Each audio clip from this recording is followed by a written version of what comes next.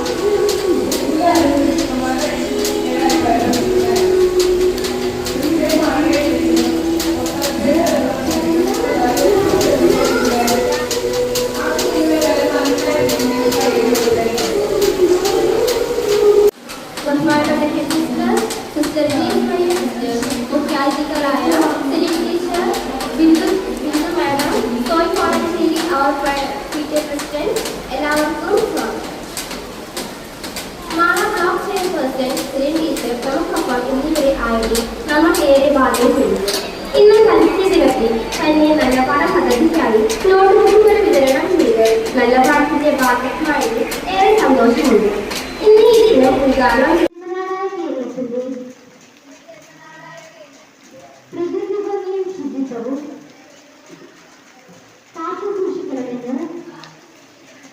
ഞാൻ പ്രതിജ്ഞ ചെയ്യുന്നു.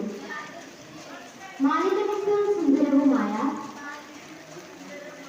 ഒരു നാടിന് വേണ്ടി ഞാൻ ഒറ്റ തവണ ഉപയോഗിക്കുന്ന പ്ലാസ്റ്റിക് വസ്തുക്കളുടെ ഉപയോഗം പരമാവധി കുറയ്ക്കുകയും പകരം പരിസ്ഥിതി സൗഹൃദമായ വസ്തുക്കൾ മാത്രം ഉപയോഗിക്കാൻ ആത്മാർത്ഥമായി ശ്രമിക്കുകയും ചെയ്യും. എന്റെ വീട്ടിലും വിദ്യാലയത്തിലും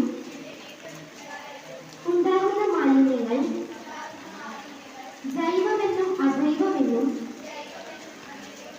ഉറവിടത്തിൽ തന്നെ വേർതിരിച്ച് കൃത്യമായി സംസ്കരിക്കാൻ ഞാൻ ശ്രമിക്കും.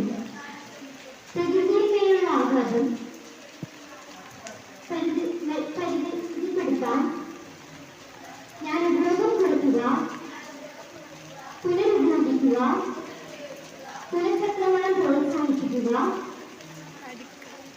എന്നീ ശീലങ്ങൾ എന്റെ ജീവിതത്തിന്റെ ഭാഗമാക്കും.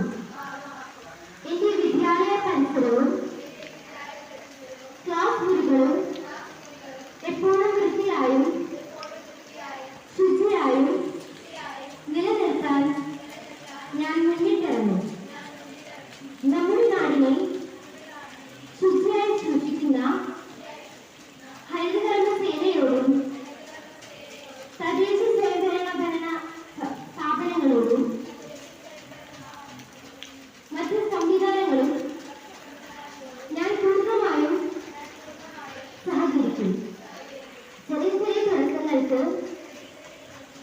വലിയ മാറ്റം കൊണ്ടുവരാനാകുമെന്ന് ഞാൻ മനസ്സിലാക്കുന്നു.